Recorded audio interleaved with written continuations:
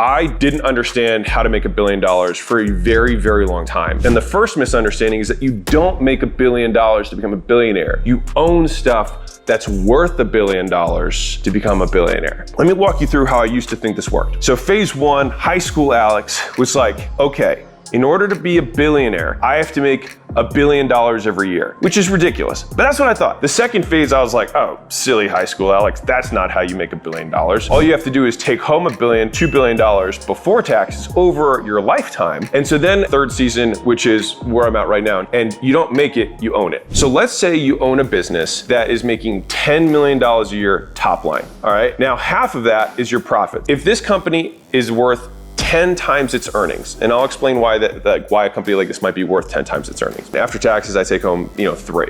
Good for me. Next year, because I'm in Mosey Nation and we focus on the main asset that we have, our business, and I go from $5 million a year in profit to $6 million a year in profit. Doesn't sound like a huge win, right? I mean, it's like, hey, I added $1 million to the bottom line. Cool, this is great. Well, if we have a 10x multiple, then something I own went from being worth 50 million to being worth 60 million. Now I own 100% of that thing, and I just got something that appreciated by $10 million that I didn't pay tax on. Wait a second. What I got out of the business only went from 3 to 3.5 million after taxes, right? 6 at 40%, you get to 3.5 to take home. I only made an extra $500,000 after taxes this year. No, you made an extra $10 million after taxes because the thing that you own appreciated by $10 million.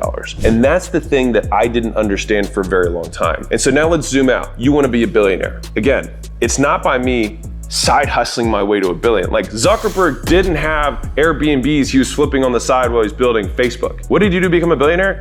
He built Facebook. If you have the opportunity to spend half of your time obsessing about your passive income rather than saying, I wonder if I could take my $5 million profit business, focus all my attention on it and make it into a $6 million profit business. And then all of a sudden I just added $10 million to my net worth. And so this is how $1 billion actually is made. You have something that makes between 80 and $100 million in EBITDA, or fancy word for profit, that you get a multiple on. And usually companies of that size tend to trade at 15 times earnings, like if you look at the S&P. All right, so you'd really only need somewhere in the neighborhood of like $70 million in EBITDA to be a billionaire because you own the company. So it means that you'd have to make a little bit more than $1.3 million, $1.5 million per week in take home, which I know that sounds crazy, but like you have to think in increments. Like imagine how much you made 5 years ago as an entrepreneur. How crazy small does that feel to you now? Because you've leveled up.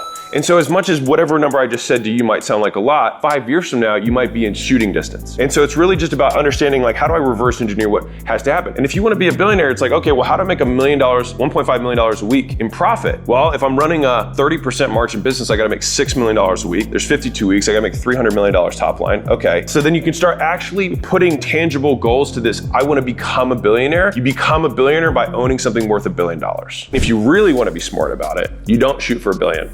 Here's why. You want to shoot for 10 billion or 50 billion. And I know this is gonna sound crazy, but realistically, I would never imagine trying to pursue an opportunity that was capped at $100 million a year. You would have to think about opportunities that 1, were not limited by your time, 2, could serve a very big marketplace, 3, had very high gross margins, and 4, you'd think probably on a very, very long time horizon. And then all of a sudden, you're thinking like a billionaire. The goals we have matter more because of how we measure them and the increments in which we use to build them, more than what the actual goal itself is. And so when someone tells me they have a goal to make 6 figures, what happens is they're gonna think that 6 figures is the cap, and they're gonna break it down into tiny itty bitty units, and they're gonna basically say 100% of my effort equals $100,000, and they're gonna measure in tiny units, and then they're gonna do 100% effort, and they're gonna be like, I was at 94 this year. But if you're thinking about making $10 million, then you'll think in like, okay, for me to make $10 million, I gotta sell, let's say a $10,000 thing, and I gotta sell 1,000 of them.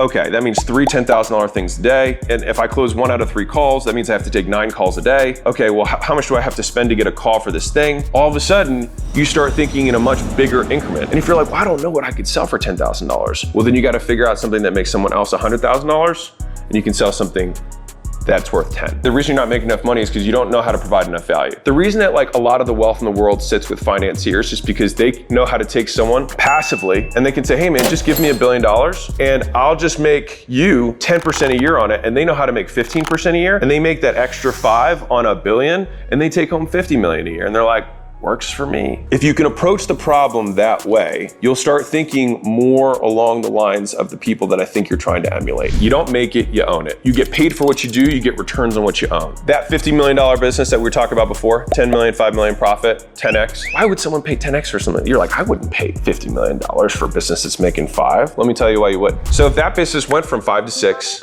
and then went 20% again, because that was a 20% growth, it went to 7.2, and then 20% again would be 8.6, and 20% again would be, 10.2, and keep going. If you added all those things up, you'd be at 40-ish million in earnings over the next 5 years. And remember, we bought it for 50, but wait, now we still own the thing.